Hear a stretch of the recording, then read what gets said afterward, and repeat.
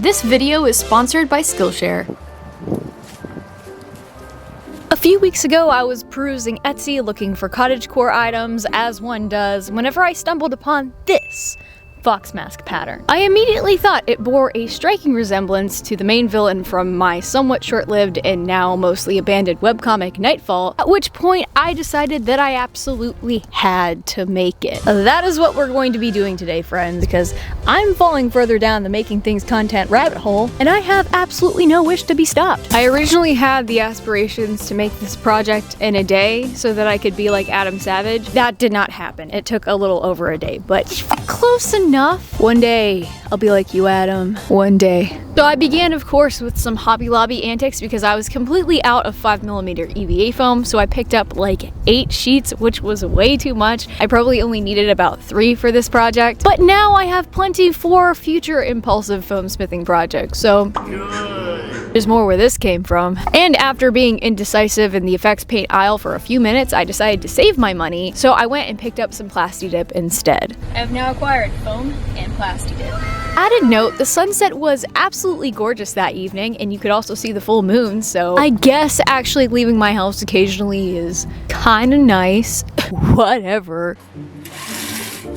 Hello my children, it is day 1, which means that we have to take care of some preliminary foam smithing things. Namely, I just bought the pattern and now I thought it would be wise to try to print and cut the pattern a day ahead of time just to make sure that there's no issues with the pattern and sizing itself before I go into the mad dash of trying to build this project in a day tomorrow. Because as you all know, I personally have the tendency to take on way too much, and I don't absolutely want to screw myself over tomorrow if I run into a huge problem. So here is some aesthetic printing and cutting footage for your viewing pleasure. There she is. Drafting a pattern would absolutely be the most mind-boggling part of this project, so thank you so much Casplay for providing affordable template downloads so that gremlins like me who need to preoccupy their hands can make relatively low effort and comfy projects once in a while.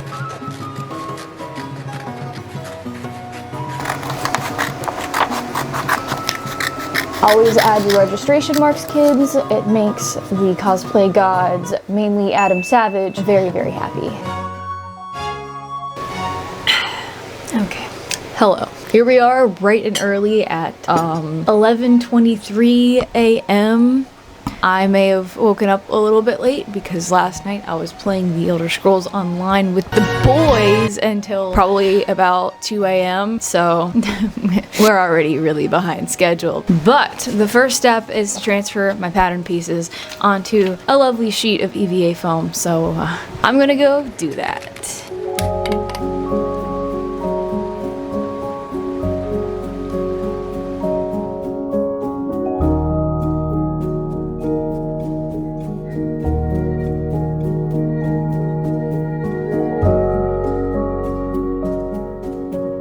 God forbid I not get Sharpie all over my hands like a literal toddler. I don't have one of those fancy cutting mats, so enter Miss Girl Boss grommet nail board log. My dad also uses this to stabilize his ladder whenever he's cleaning the gutters.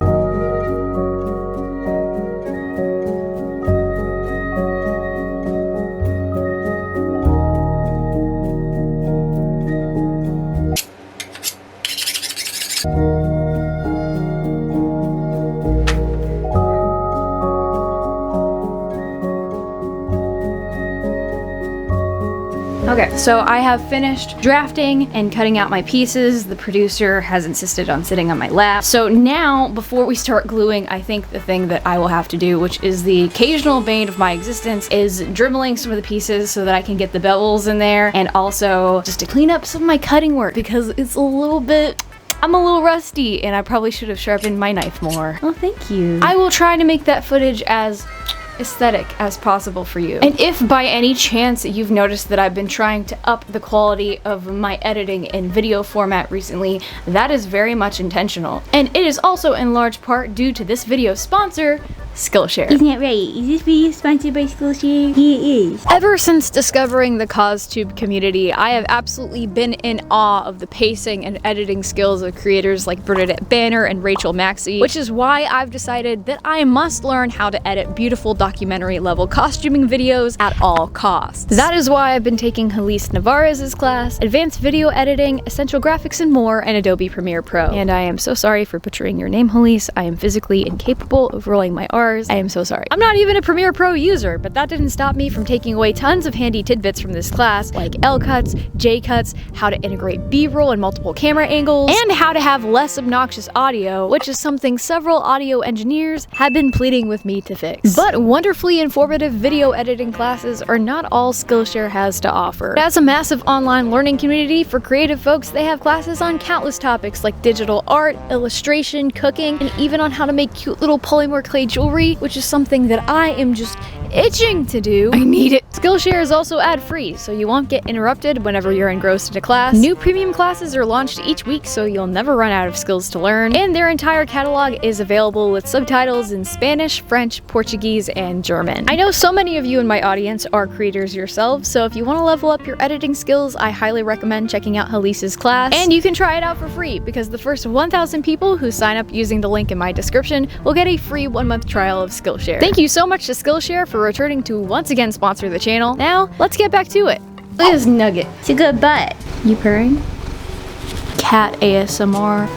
Oh yeah. There it is. It's like that Jenna Marbles video where she mic'd up Kermit for a day. Now let's go dremel things and I can lose my sense of hearing. Yay! When slaying a dragon, my friends, one must don the appropriate armor, which incidentally also means it's time to look a bit like Al from Home Improvement. And to motivate me to withstand the loud roars of this beast, I also took this endeavor outdoors. This process would have been quick and enjoyable if it worked for me literally sanding the wrong side of my pieces twice. I just did it again. Do it again. Is there any point? Is there any point? But I soon drafted new pieces and we were back to finishing this step. Wow, what a lovely activity. I didn't need to hear things anyways. Hello! So I have finished dribbling and cleaning up the edges on these pieces, and I have also changed out of my owl ensemble into ye old fast fashion outfit that I don't care about very much because now it is time to glue. But first, it was time for more stalling. These activities include petting cat, practicing Bully McGuire dance, roundhouse kick, and yummy pretzel snack. Again, Miss Ow, plus. Tiny knives on your hands. Okay, let's get back to it. I half expected to be fully bamboozled by this pattern during gluing, but it was surprisingly straightforward. Sometimes I forget that I'm an engineering student and I draw mechanical parts that look like this. So in true kindergartner fashion, I just matched up the letters on my pattern and did lots of applying glue, waiting for glue to dry, and matching up registration marks to assemble my pieces. When it comes to cutting out pieces in a clean way and gluing them together, I still need some improvement. Adam Savage and Bill Duran would not be too proud of my mess, but hey, that is why we take on these fun practice projects, right? Regardless, it was almost time to do some Dremel cleanup, but first I added a few extra foam bits to customize the design, a ridge for the gemstone I want to put in the forehead, and some cute little ear tufts. Oh, look at them. Then I went back to the dragon to tidy up my seams a bit.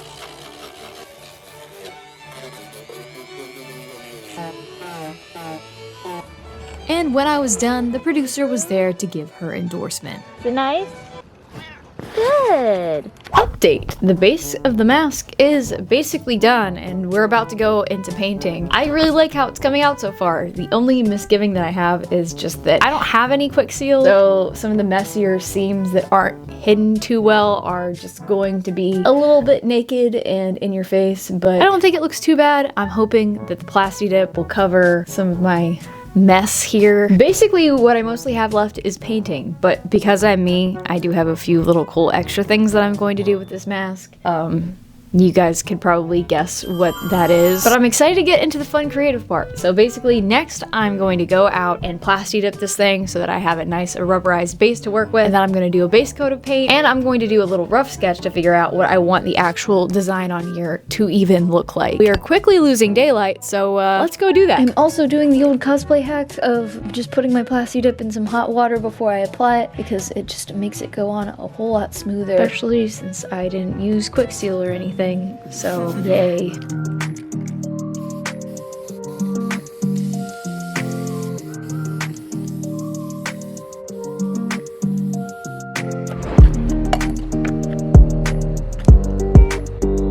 The plasti dip is pretty much dry, so I want this to be basically a base coat of white, but just doing that with straight up acrylic paint would take several layers, and I don't have the patience for that tonight. So instead of just going straight in with this, what I'm going to do, I had some of this left over, and it is certainly closer to white than this dark black is. So what I'm gonna do is gonna spray on a few coats of this first, that way I don't have to layer as much.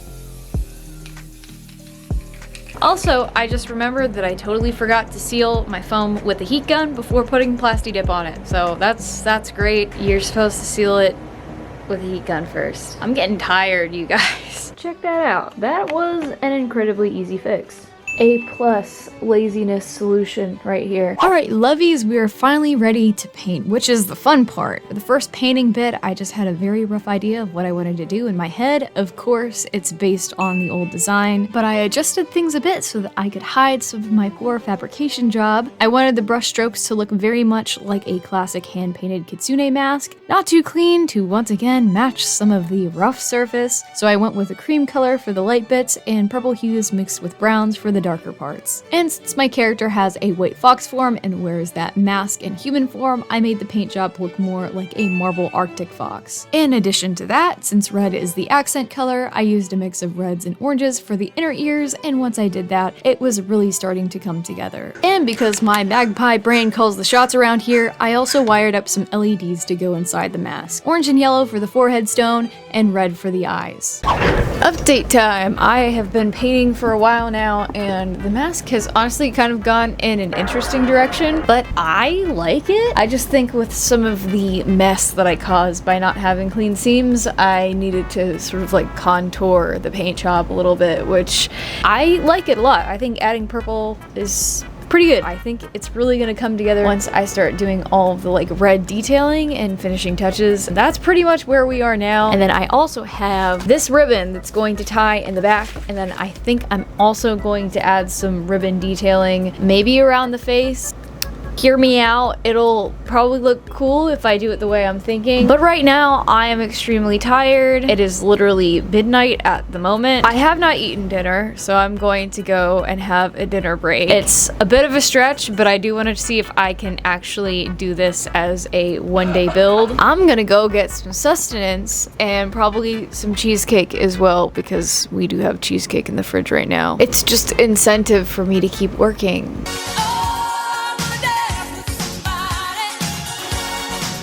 Speaking of tired, the executive producer has just been curled up over here. A little tired. Allow me to introduce the meal for the evening. We have a bowl of beans and rice with some sausage, absolutely smothered in hot sauce. I'm very excited for this. Carrots, more hummus, and if I need more incentive, the literal most tempting thing in the world to me, Flamin' Hot Cheetos. I'm dragging so much right now, probably because I stayed up till 3 a.m. last night.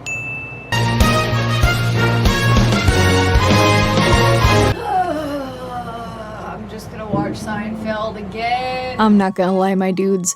Once I put on my Seinfeld and started eating my spicy rice, I didn't move again from my seat for the rest of the night. But I did manage to do a little concept doodle of what I wanted the mask design to look like, so hey, at least that's something, right? I'm getting old, and it's harder for me to push all-nighters. So I will see you all tomorrow. Hi there, it's been like 2 days since you last saw me. I got in a bit of a groove yesterday and I ended up editing like half the video. That's good, but we're still not even done with the project, so. We're close to being done with the paint job. I just need to add all of these like red markings to the mask. So I need to add some outlines first so that I know where to put those. And I'm going to do this outside because it's really nice outside right now and I think it's gonna rain for the rest of the week. So I'm going to try to enjoy it while it lasts.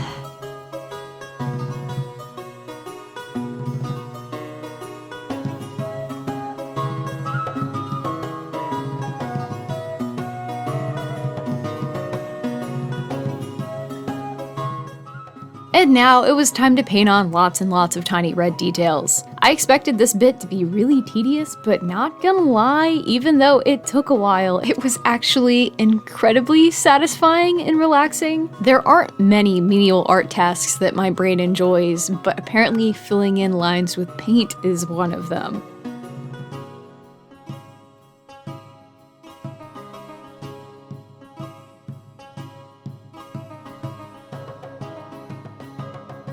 After about an hour of doing this, I didn't hate it anymore. I actually really loved how it was looking. Definitely had a bit of an okami aesthetic, but I see no problems here. It's a good look. I also touched up the ears a bit and added details to the snout.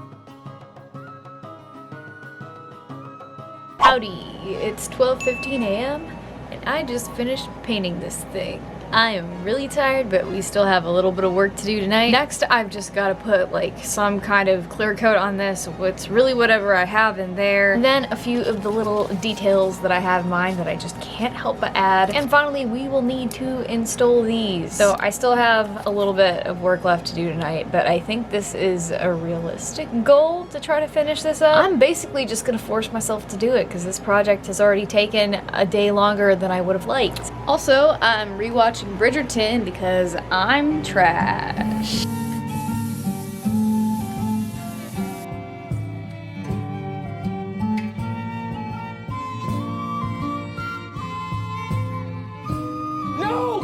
Howdy, it is 3:30 a.m. I've just finished this thing. Let me show you what I just did. I've added my ribbons and some of my finishing touches. And inside I've also added and rigged my LEDs, switch, and battery pack to slide down into the snout there. And in here I've also added a good bit of like styrofoam just to diffuse the light a little bit. I think it came out looking pretty evenly lit. I'm exhausted, so I'm going to bed now. But because of the magic of editing, you guys are all gonna see the finished product right now in the reveal. But not before donning my closet's best impression of the generic anime villain. I don't know why, but this fit gave me huge Sith energy. I feel like I'm about to go and steal a Jedi holocron.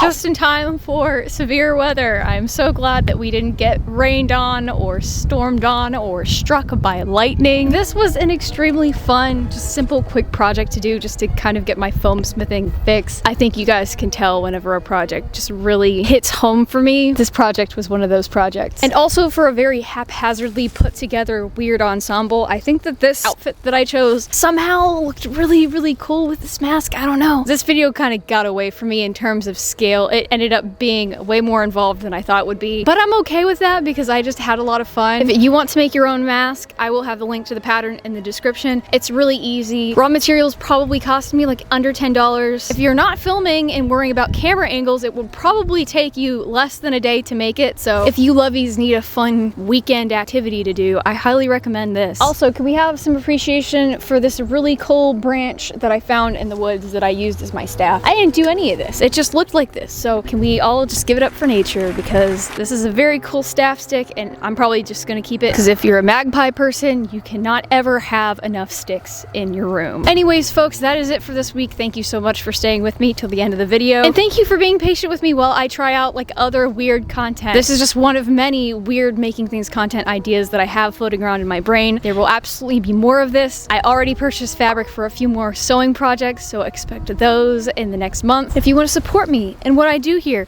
you can do the YouTube things: liking, commenting, subscribing, and turning on notifications. Remember, when you do, I write personal love letters to you and only you in my diary. You will never see those. And it's literally raining right now, so if you'll excuse me, I am actually busy this time. I have to escape before nature dumps a tropical storm on my head. Bye.